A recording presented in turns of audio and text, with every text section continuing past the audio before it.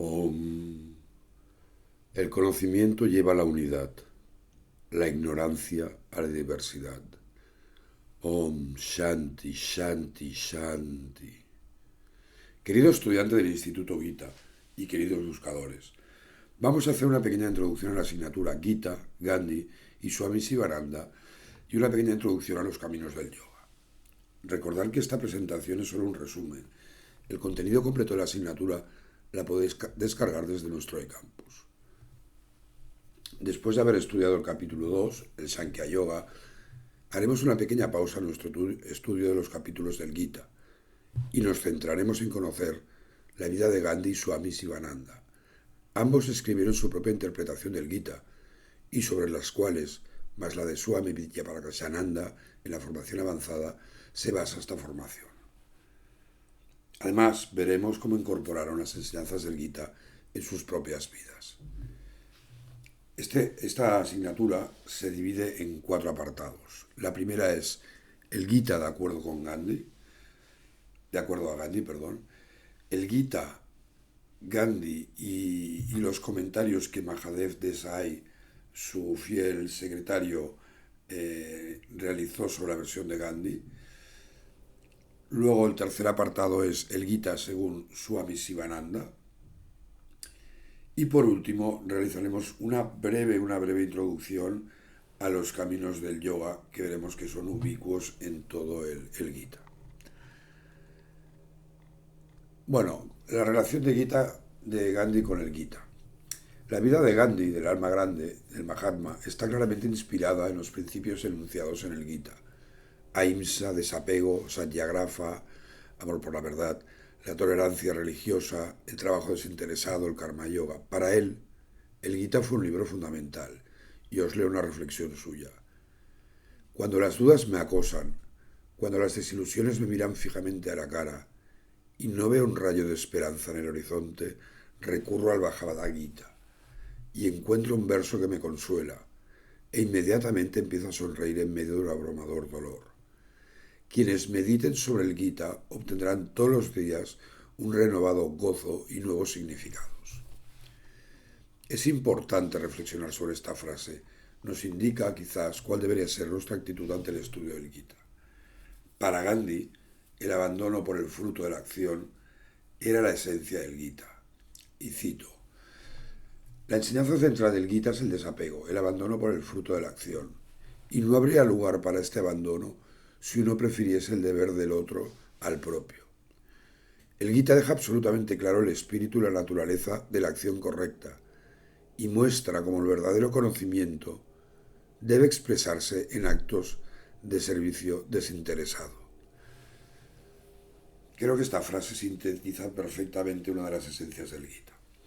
Estudiar la vida de Gandhi es también reflexionar sobre los principios enunciados en el Gita y en particular sobre el karma yoga, aplicables no solo para los swamis, sino para cualquier hombre normal, con obligaciones laborales y personales. Recordemos que Gandhi no fue un sannyasi, un renunciante, ejerció de abogado y fue ante todo un reformador y un líder social, un Mahatma, una alma grande, como le llamó Tagore. Cada capítulo del Gita, de la formación básica, comienza con una introducción de Gandhi y de Sivananda que nos ayudarán mucho a ubicar, a entender el contenido, el mensaje de cada uno de los capítulos. Gandhi, en la propia introducción, en el Anasakti Yoga, nos presenta los conceptos clave: desapego por el fruto de las acciones, veracidad, no violencia, la ahimsa, altruismo. Y os cito otra reflexión suya. La verdad, satya, implica amor, y la firmeza, agraja, genera la fuerza. Entonces comencé a llamar al movimiento indio satyagraha, es decir, la fuerza que nace de la verdad y del amor a la no violencia. Y dejé de usar la frase resistencia pasiva. Gandhi afirmaba que era el Gita la fuente de inspiración de su visión de la no violencia para lograr la independencia de la India, uno de los acontecimientos más importantes del siglo XX y precursor de los movimientos de independencia en casi todos los países colonizados de África y Asia. La independencia pacífica de India es, sin lugar a dudas, el movimiento ahimsa más grande de la historia de la humanidad. El origen está en los libros santos hinduistas, sobre todo en el Gita, y quien la puso en marcha fue Gandhi, seguramente influido por la iluminación inicial de Ramakrishna y por las reflexiones posteriores de Vivekananda. Una reflexión de Nelson Mandela decía: las ideas de Gandhi han jugado un papel vital en la transformación de Sudáfrica y con la ayuda de sus enseñanzas el apartheid ha sido superado. Gandhi es una figura clave para entender la India de hoy en día, la democracia más grande del mundo, la tercera potencia económica mundial y uno de los países BRICS, Brasil, Rusia, India, China y Sudáfrica. Y la tierra en donde más religiones han surgido: hinduismo, budismo, jainismo y sijismo, todas ellas vivas en el siglo XXI. Aunque también es cierto que hay algunos aspectos negativos en la vida de Gandhi. Por ejemplo, su participación, aunque fuese indirecta, en varias guerras en Sudáfrica, aunque fuese cierto, es como camillero. Incluso algunos hindús le acusan de favorecer la creación del Estado de Pakistán. Gandhi fue un firme defensor de la armonía entre religiones, tenía una profunda admiración por el Sermón de la Montaña, por Jesús, era un firme defensor del Islam y estuvo profundamente influido por un monje jainista en su juventud. Os cito unas palabras sobre Gandhi del Dalai Lama, cuando en la ceremonia de recepción del Premio Nobel. Acepto el Premio Nobel como homenaje al hombre que fundó la tradición moderna de la acción no violenta para el cambio, del Mahatma Gandhi, cuya vida me ha enseñado e inspirado. La conversión de toda la meseta tibetana en una zona IMSA, un santuario de paz y no violencia, donde los seres humanos y la naturaleza puedan vivir en paz y armonía.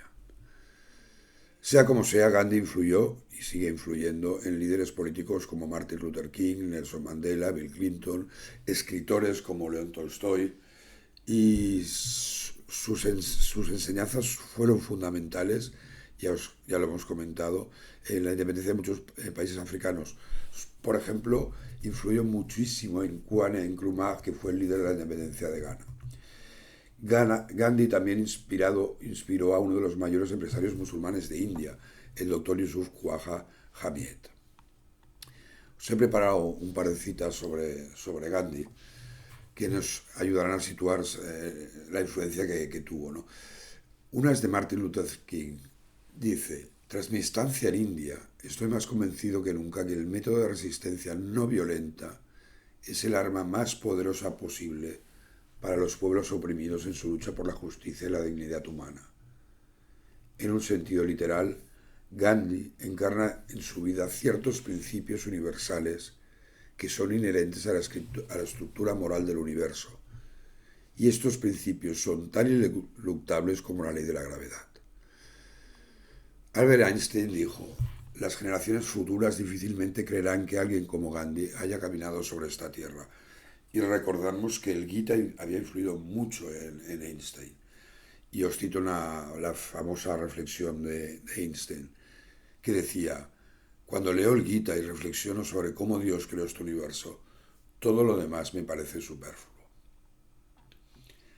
En esta asignatura también estudiaremos la estancia de Gandhi en Londres, donde estudió abogados, los contactos que mantuvo con Henry David Thoreau, el líder de la resistencia no violenta en Estados Unidos, un gran filósofo, con León Tolstoy, y sobre todo es muy interesante leer las relaciones, las cartas que intercambiaron entre el genial Tolstoy y Gandhi, ¿no? Luego su estancia en Sudáfrica, que fue un ensayo para la implantación de la lucha de la no violencia, del Satyagraha, su regreso a la India para iniciar el camino hacia la independencia, y al final un poco la influencia de Gandhi que ha tenido en el mundo.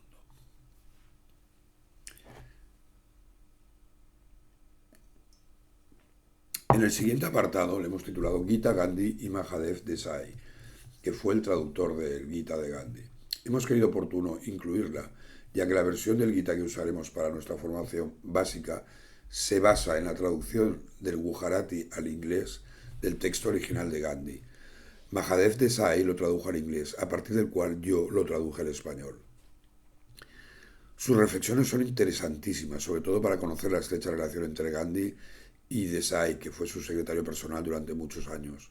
Conoceremos la fuerte personalidad de Gandhi o la influencia de Sri Ramakrishna, así como nos permitirá conocer el tenso ambiente que había antes de la independencia de la India. Mahadev Desai era un gran erudito. Durante sus días de universidad había leído las obras de Swami Vivekananda y a través de él había vislumbrado a Ramakrishna. Las sabias y profundas reflexiones de Desai nos permitirán profundizar más en algunos temas relacionados con el Gita, como su fecha o su autoría. Os cito una frase de Desai. El Gita es la ciencia y el arte del yoga, o deberíamos llamarlo el arte de la vida, para el logro del conocimiento de Brahman o de la sabiduría. Gandhi lo tenía en una gran estima, y os cito una reflexión sobre de Gandhi sobre Mahadev Desai. La obra de Desai es un proyecto ambicioso. Representa su labor incesante durante su vida en prisión en 1933-34. Cada página es evidencia de su erudición y un estudio exhaustivo de todo lo que pudo encontrar con respecto al Gita. Al tratar de dar una traducción de mi significado del Gita, encontró escribiendo un comentario original sobre el Gita. Es importante entender esto último. Realmente muchos de los comentarios son de Desai. Esta traducción que hizo se publicó póstumamente, como corolario decir que Mahadev murió recitando los versos del Gita. En el tercer apartado nos centraremos en conocer un poco la vida de Swami Sivananda, que nació en el 1887 y murió en 1963. Estudió medicina y durante un tiempo ejerció como médico antes de convertirse en Swami. Su interpretación del Gita es muy bien valorada, es muy conocida, y en esta traducción del Gita de la formación básica he traducido sus sabios comentarios. Os leo una reflexión de Sivananda sobre el Gita. En toda la literatura espiritual del mundo no hay libro tan elevado e inspirador como el Gita. Expone muy lúcidamente los principios cardinales o los fundamentos de la religión hinduista y del Dharma hindú. Es la fuente de toda sabiduría. El Gita es la máxima expresión de los Vedas. Es la esencia de los Upanishads que elevan el alma. Es universal, aplicable a personas de todos los temperamentos y para todos los tiempos. Es un libro maravilloso, con pensamientos sublimes e instrucciones prácticas sobre el yoga, la devoción, el Vedanta y la acción. Yo recomiendo prestar especial atención al apartado el Srimad Bhagavad Gita explicado por Swami Sivananda de esta asignatura, que es imprescindible para situar el Gita en su contexto histórico.